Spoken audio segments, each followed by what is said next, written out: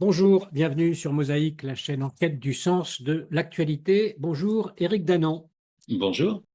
Il y a 3 mois environ, vous nous disiez sur Mosaïque qu'il fallait s'attendre à une guerre avec le Hezbollah. Eh bien donc, nous y sommes. Mais la manière dont se déroule cette guerre, finalement, on ne s'y attendait pas vraiment. Enfin, tout le monde ne s'y attendait pas de cette façon. Pendant toute une période, la situation nous a paru comme figée. On constatait que les objectifs même de la guerre à Gaza n'étaient pas tous remplis. On s'inquiétait des ripostes du Hezbollah précisément et de l'Iran aussi.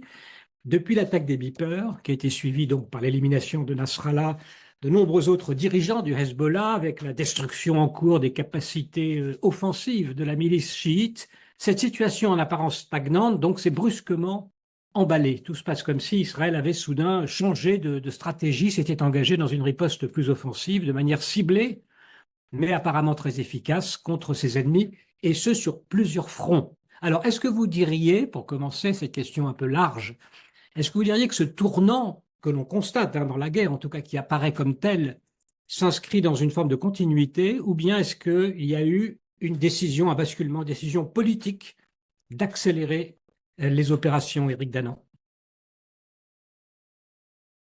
Je dirais les deux. Vous avez une continuité parce que, comme nous l'avions dit il y a 3 mois, la guerre entre Israël et le Hezbollah était très prévisible, très attendue. En revanche, il y a rupture dans la manière de faire la guerre. Et c'est une rupture qui est très très forte, très intéressante. C'est presque ce qu'on appelle parfois une surprise stratégique. Alors, de quoi s'agit-il?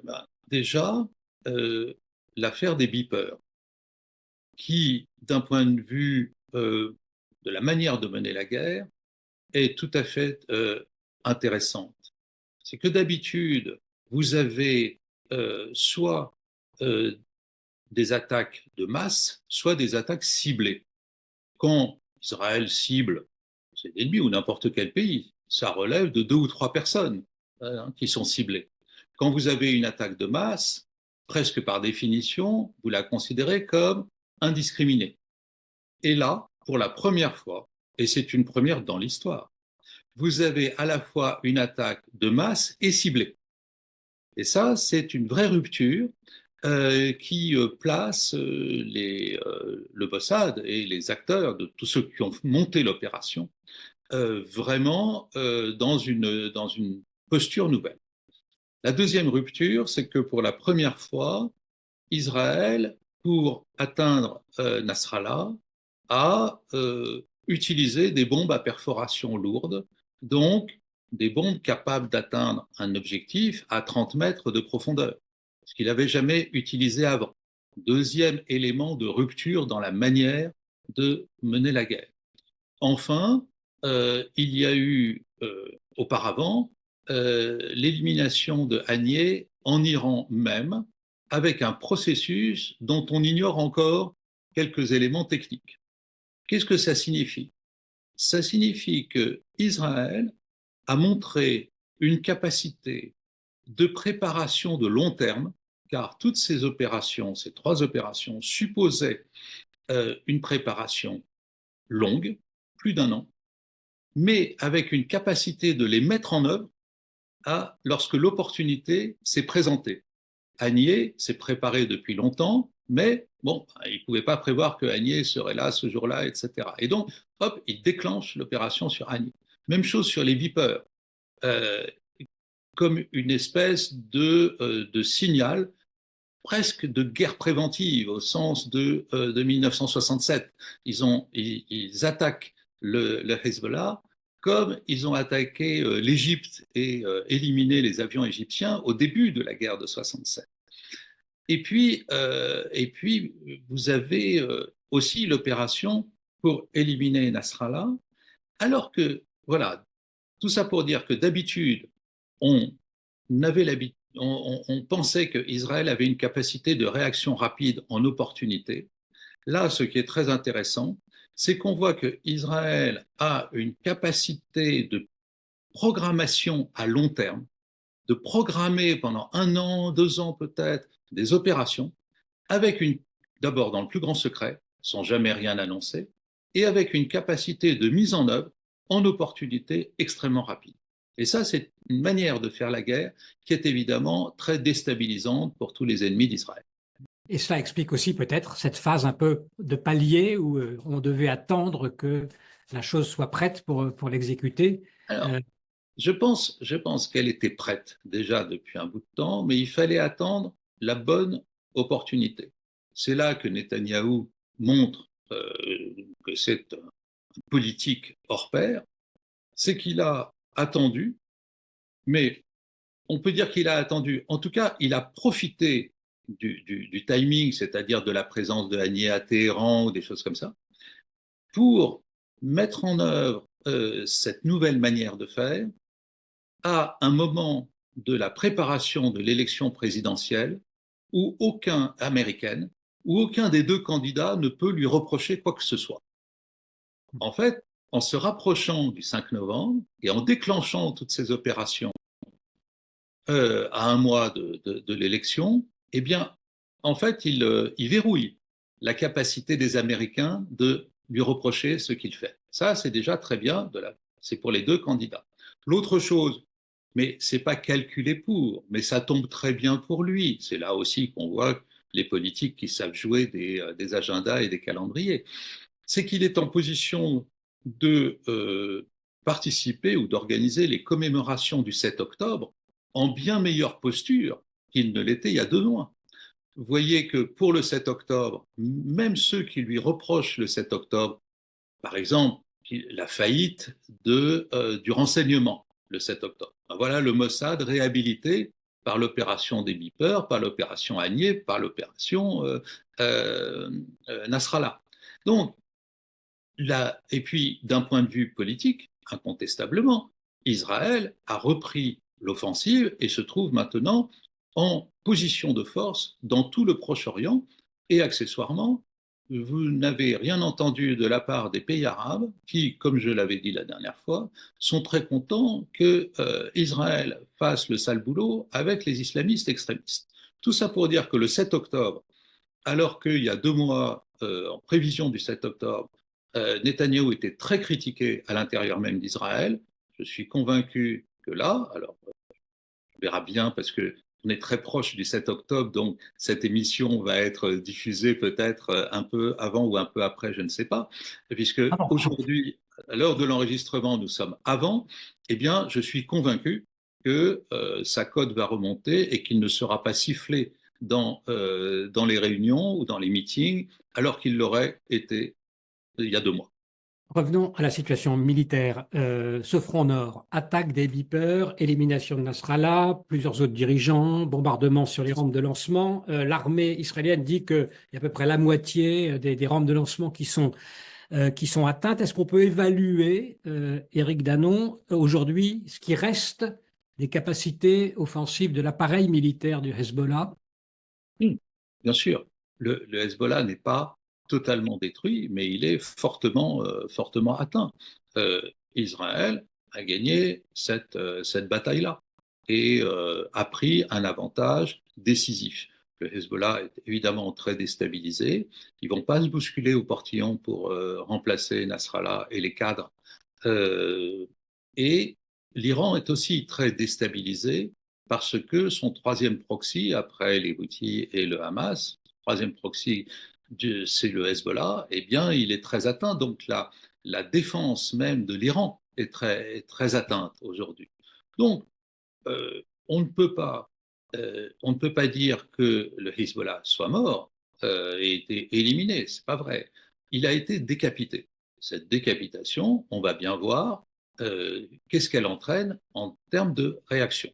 À ce stade, bien sûr, aussi bien le peu de Hezbollah qui reste et aussi l'Iran promet une réponse quasi apocalyptique contre Israël. Je constate qu'à ce stade, il n'y a quasiment rien eu, mais il est très possible que l'Iran prépare quelque chose dans une temporalité qui lui appartient. Les Iraniens sont, comme je l'avais dit aussi, les inventeurs du jeu d'échecs, et donc il est possible que dans 2, 3, 4 mois, 6 mois, la réplique vienne. C'est pas le plus important. Quelque chose forcément va se préparer, parce qu'autrement, l'Iran perd toute crédibilité auprès de ses proxys, de ses trois proxys principaux. Il y a un moment où c'est bien de protéger le chef, mais si le chef ne se mouille pas un peu lorsqu'on est attaqué, eh ben on se détourne de lui. Donc il faut que l'Iran réplique d'une façon ou d'une autre. Voilà, on va voir comment peut-être tout à l'heure. Mais j'ai encore une question sur ce front nord, hein, qui est toujours ouvert. Est-ce que les opérations aériennes vont suffire pour ramener chez eux les déplacés? Si on en croit la presse américaine, il y a déjà des incursions terrestres qui sont limitées, mais des opérations transfrontalières, comme on dit, qui auraient commencé. Est-ce que vous pensez qu'il y aura de surcroît une offensive terrestre de grande envergure, peut-être au moins sur le sud du Liban? C'est une option qui est travaillée, je dirais 50-50. À ce stade, il n'y a pas un grand besoin de le faire. On est encore dans une destruction par les opérations aériennes qui se déroulent de façon satisfaisante aux yeux d'Israël. Pas de côté libanais, et je n'oublie pas les victimes et les déplacés qui sont dans une situation épouvantable. Mais c'est un peu comme l'affaire du Hamas à Gaza. Au début, on se demandait s'il y avait besoin d'une offensive terrestre. Elle s'est révélée nécessaire à cause des tunnels. Et donc, il fallait prendre le terrain. Le bombardement ne suffisait pas. Là, le bombardement est beaucoup plus efficace. Évidemment, on est beaucoup plus sur un terrain ouvert, beaucoup plus efficace que dans l'opération à Gaza. Et Donc, il n'y a pas d'otages aussi, ce qui il n'y a change. pas d'otages. Donc, et Israël a bien prévenu dans ses objectifs, le quatrième objectif de guerre de Netanyahou, que l'objectif, c'est que les Israéliens puissent rentrer chez eux. Et donc, si ce qui se passe aujourd'hui suffit et que le Hezbollah décide, d'une façon ou d'une autre, d'arrêter de bombarder Israël, ce que je ne crois pas, mais il peut le décider, alors la guerre s'arrête. Les gens rentrent chez eux, etc. C'est une guerre qui est entièrement liée au fait que le Hezbollah, depuis un an, bombarde Israël en soutien au Hamas à Gaza. S'il décide de s'arrêter, eh bien, la guerre s'arrête et il n'y a pas d'offensive terrestre. S'il décide de continuer, alors probablement il va falloir que Israël rentre pour dégager une zone qui pourrait être jusqu'au au fleuve Litanie, voire même au-dessus. À ce stade, ce qu'on peut dire, c'est que ça n'est pas décidé à Jérusalem. Avant de parler de l'Iran, un mot sur les récents bombardements au Yémen. Là aussi, bon, il semble que le potentiel offensif des Houthis soit singulièrement amoindri. Est-ce que vous avez le sentiment qu'il reste encore une menace de ce côté-là, éventuellement? Oui, il y a toujours une menace, mais elle est faible. Donc, la dernière fois, j'avais dit, les Houthis, ça ne compte plus beaucoup. Non, là, tous les trolls pro-palestiniens se sont déchaînés en disant comment ils ont envoyé un missile, encore, oui, ils ont envoyé un missile qui a passé euh, même pas la moitié du trajet pour être abattu. D'un point de vue militaire, ils sont toujours là et évidemment, ils vont continuer leur rhétorique du on va aider les Palestiniens, les Libanais, enfin bon, mais ça ne tient pas. Militairement, ça ne tient plus. C'est-à-dire que la distance entre les deux pays, entre le Yémen et Israël, fait qu'il y a largement le temps de voir ce qui arrive. Et donc, en réalité, le dôme de fer, surtout la partie haute, hein, Arrow 3, est tout à fait capable d'arrêter a priori ce qui vient de là-bas. Ce sont plutôt maintenant des combattants qui posent des problèmes plus globaux à l'Occident en essayant de verrouiller le détroit. Mais à ce stade, là, les Américains et un petit peu les Anglais arrivent à les contrer suffisamment. Venons-en à l'Iran. Donc, perte partielle, hein, de cette couverture que lui assurait le Hezbollah, même perte peut-être radicale. Téhéran se trouve dans une impasse stratégique, dit-on. Les Mollahs n'auraient guère plus d'options, sauf à risquer des bombardements qui seraient très destructeurs pour leur économie aussi. Alors, vous nous avez dit, l'Iran ne peut pas ne pas faire quelque chose. Qu'est-ce qu'on peut imaginer dans cette situation qu'ils fassent, qu'ils produisent? Comment ça se présente de leur point de vue, la situation? De leur point de vue, ils sont en train de réévaluer le rapport de force et celui-ci leur est défavorable. L'Iran, dans son histoire, euh, n'attaque quasiment jamais en premier de toute son histoire. Et quand on parle du 13-14 avril dernier, c'était une réplique de l'Iran à ce qui s'était passé à Damas 3 semaines plus tôt. Donc, c'était en réponse. Là aussi, ils étaient obligés de répondre. Ce qui est sûr, c'est que leur dernière réponse, donc mi-avril, ben, ça n'a pas donné grand-chose. Une attaque directe avec des missiles et des drones, tous, ou quasiment, sauf 3, ont été détruits. C'était presque une chronique d'une réponse et d'une réplique annoncée et qui n'a trompé personne. Constatant cela, soit ils inventent autre chose, et ils attaquent une ambassade d'Israël à l'étranger ou ce genre de choses, soit eh bien, ils vont prendre leur temps en disant la réplique viendra, mais dans une temporalité qui nous appartient. Là aussi, ils vont attendre de savoir qui est le président américain, et évidemment, ils préféreraient avoir Kamala Harris que Donald Trump, parce que Donald Trump est trop imprévisible à leurs yeux. Et donc, ils ont envoyé un petit signal d'ouverture, genre, dans certaines conditions très difficiles à réunir, nous pourrions être d'accord pour réouvrir la négociation nucléaire. Sachant que Trump est totalement opposé à ça, c'est un petit signal pour mettre un point entre les deux candidats américains. Et c'est intéressant de voir que ni Kamala Harris ni Donald Trump n'a rebondi sur ce début d'ouverture. Mais quand même, ce qui est sûr, c'est que le nouveau président iranien n'est pas comme l'ancien. C'est quelqu'un qui a plus que le précédent, envie de sortir l'Iran de son isolement actuel. On verra bien dans le temps ce qu'il fait de cela. Est-ce qu'on peut imaginer que les Israéliens prennent l'initiative de bombarder certains sites et installations en Iran au train où vont les choses? On serait tenté de le penser, que c'est peut-être possible dans leur élan, si je puis dire, Éric Danon. Oui, mais je ne pense pas à ce stade qu'ils vont le faire.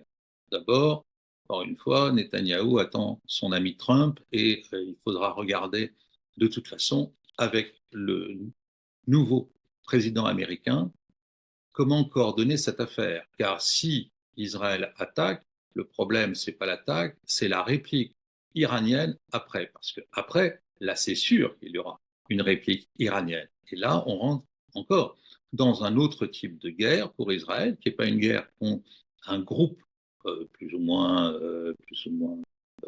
institutionnalisé, comme le Hezbollah, mais en tout cas un groupe de type terroriste, comme les Houthis, le Hamas ou le Hezbollah. Là, on est en face d'un vrai pays et d'une vraie nation, et l'Iran. L'Iran est très affaibli dans cette affaire. Donc, il y a un pari qui est fait sur, il y a ceux qui veulent attaquer l'Iran en disant, c'est le bon moment, puisqu'ils sont affaiblis, il faut aller au bout du chemin et attaquer directement les Iraniens.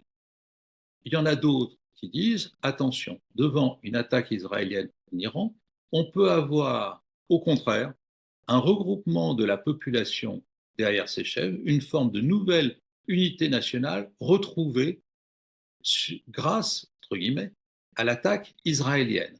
Or, nul ne sait à ce stade comment réagirait la population iranienne, soit devant une attaque israélienne. Elle dit formidable, nos sauveurs sont arrivés, on va pouvoir se débarrasser des mollahs.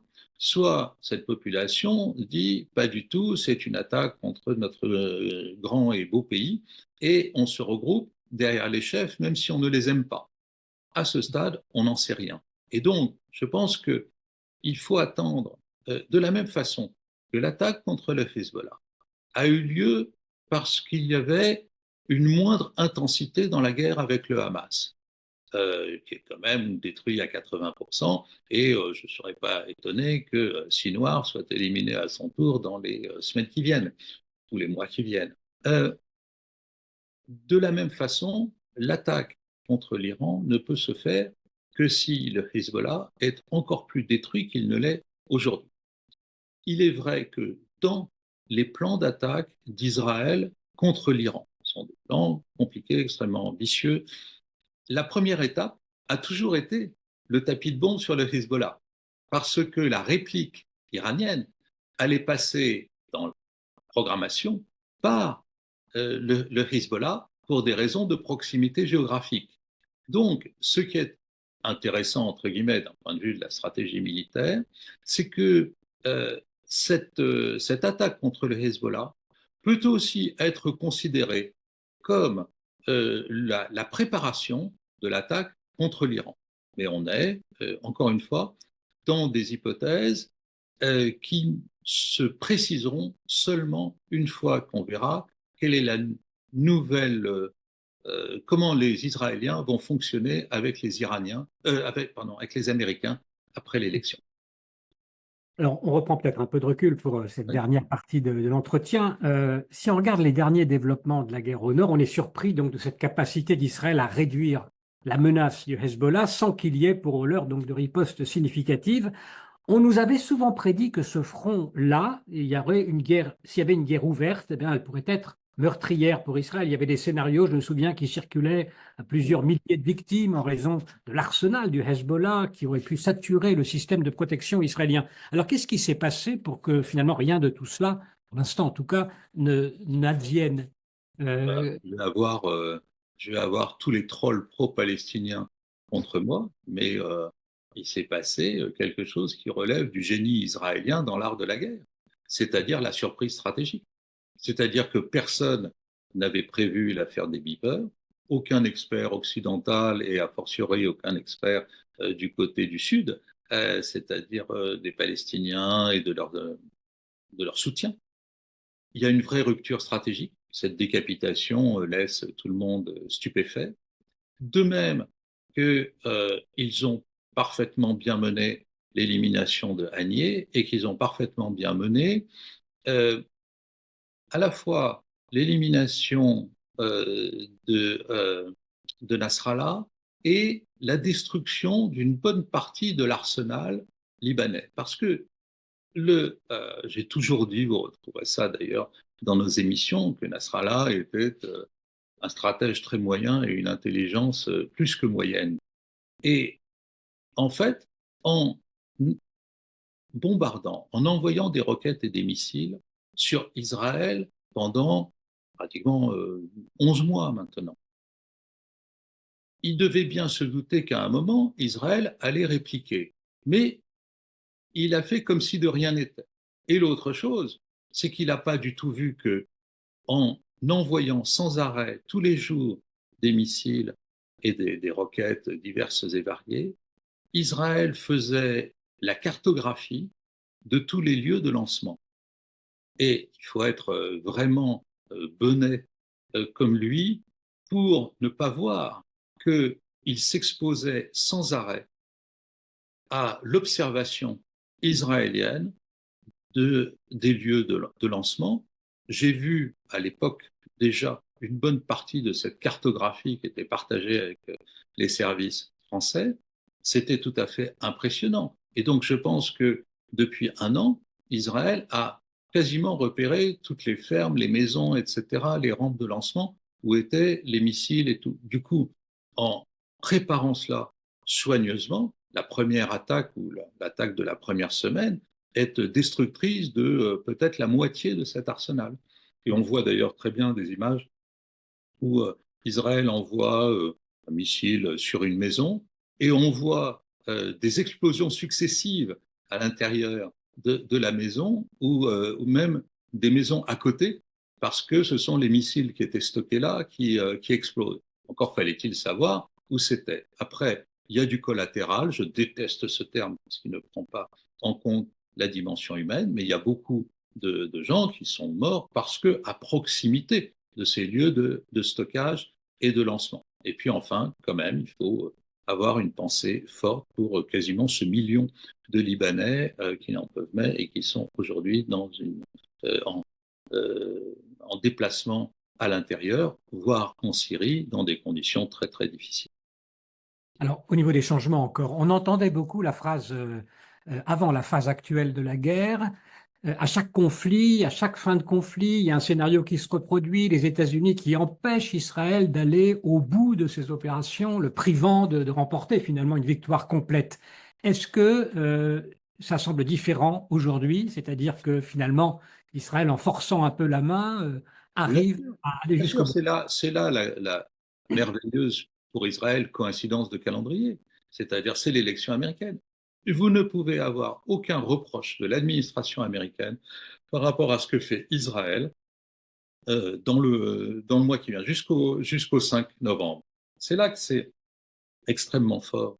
Alors, bon, on a vu les Américains faire un vague effort diplomatique aux Nations Unies pendant l'Assemblée générale, mais tout ça ne tient rien. En matière de guerre et de paix, les Israéliens ont actuellement un boulevard tant que, évidemment, les États-Unis fournissent des munitions.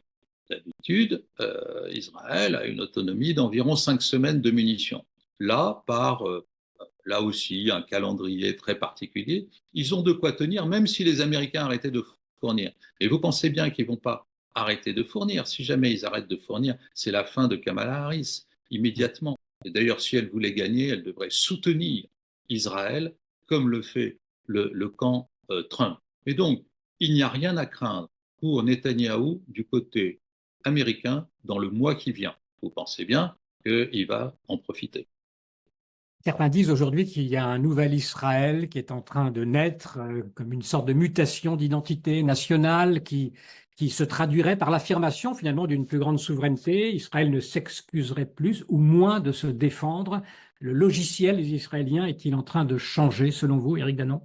Oui, parce que le logiciel de la guerre et de la paix change dans le monde aujourd'hui. Et en gros, pour aller vite, tout le monde le sait, vous avez un Sud global qui part à l'assaut de l'Occident.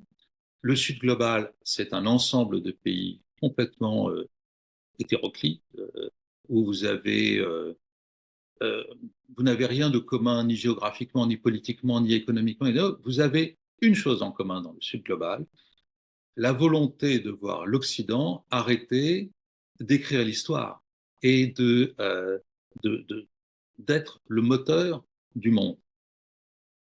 Et En est-ce qu'ils ce, ne sont pas en position de force? en ce sens-là, Hmm. ce qui se joue aujourd'hui euh, autour d'Israël, c'est l'apport d'Israël à ce combat dont on pourrait dire qu'il est civilisationnel si on aime les grands mots, contre l'islamisme radical et djihadiste. Aujourd'hui, le danger pour l'Occident, c'est moins la guerre en Russie que l'islamisme radical.